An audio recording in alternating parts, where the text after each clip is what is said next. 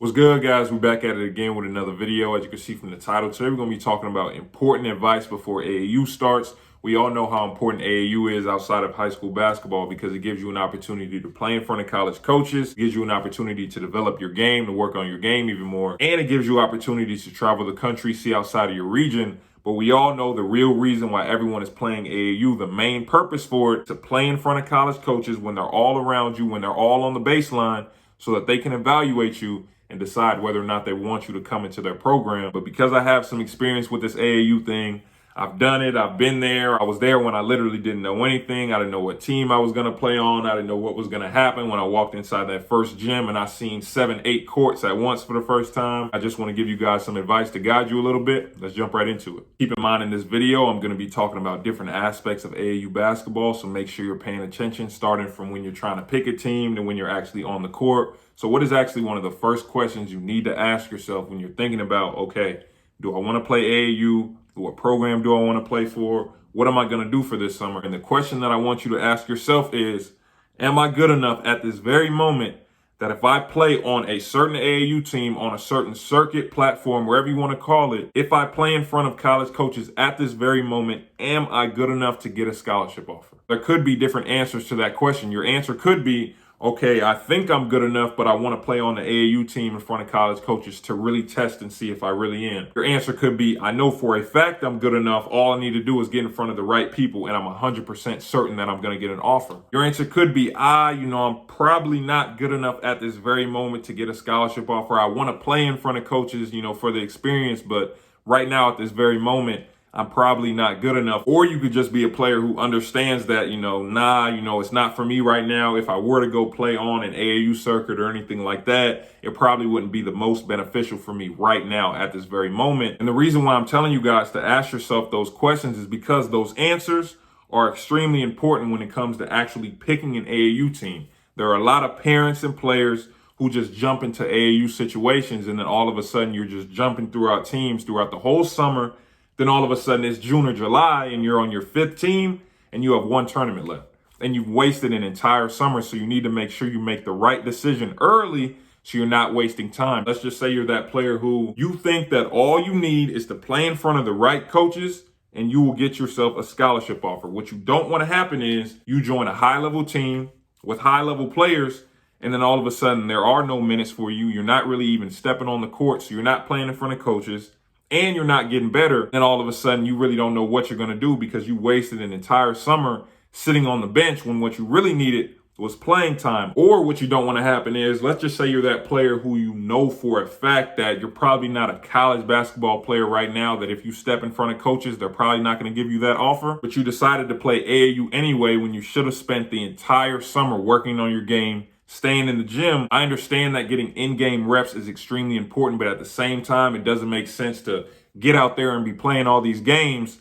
if you can't even really make layups consistently. That doesn't make sense. If your fundamentals aren't there, it makes no sense to just be out there and just be wilding out because you're not even getting better when you're on the court. Players and parents, you have to ask yourself these questions early so you don't find yourself in the middle of the summer looking up like, okay, what am I going to do? I'm not really getting playing time on the team that I'm on. We're not really playing in front of coaches like that. My son really isn't getting better. My daughter isn't getting better. What are we going to do? You want to avoid that, so ask yourself those questions early. Now, as we transition more into on the court, when you're walking into these packed gyms, 6, 7, 8 courts playing at one time, I do have to say this, though, because I feel like I played a little bit into it with my AAU Circuit 101 video when I was talking about the shoe circuits. Shoe circuits are what I experienced. That is going to be where you're going to find the most college coaches. That is the truth. You can ask anybody, but at the same time, I do have to say this in this video, you can definitely 100% get offers outside of shoe circuit teams. Let me say that again.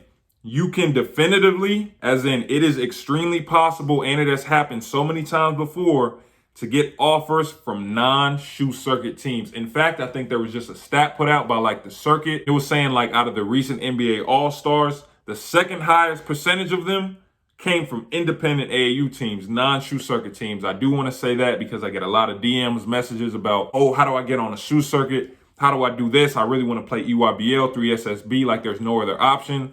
No, there are other options, but you just have to make sure, like I said in the beginning of the video, make sure that you're playing in front of coaches. Make sure that you're getting the playing time because that's the most important. If you're not on the court, a coach can't evaluate you. If you are on the court, there are a couple things that I want you to think about that can really help your game and can help the chances of you getting noticed by coaches. Number one, I want you to ask yourself as a player, what is a skill that I can show today on this court that will separate me from everybody else? For me, it was my shot blocking ability and it was my motor. I knew that as an undersized big man, in order to show coaches that I can really play, I need to show that I can block shots at an extremely high level and I have the highest motor on the court, which meant I was getting every rebound, every loose ball. I'm affecting the game in 100 different ways. If you're a smaller guard, and let's just say maybe you can't make your impact by driving into the lane, make sure you're the best shooter on the floor. Make sure coaches can see, okay, that player can space the floor at an extremely high level and it can help us at the next level. Let's just say offensively, it isn't your strength. Make sure that coaches can see that defensively, you are the best defender out there. You're guarding anybody, you're switching onto anybody, and you're doing anything you have to do to win. Just having that mindset of, okay, what skill am I going to showcase today will help you buy into your role on your team and play that role at an extremely high level. Be a star in your role.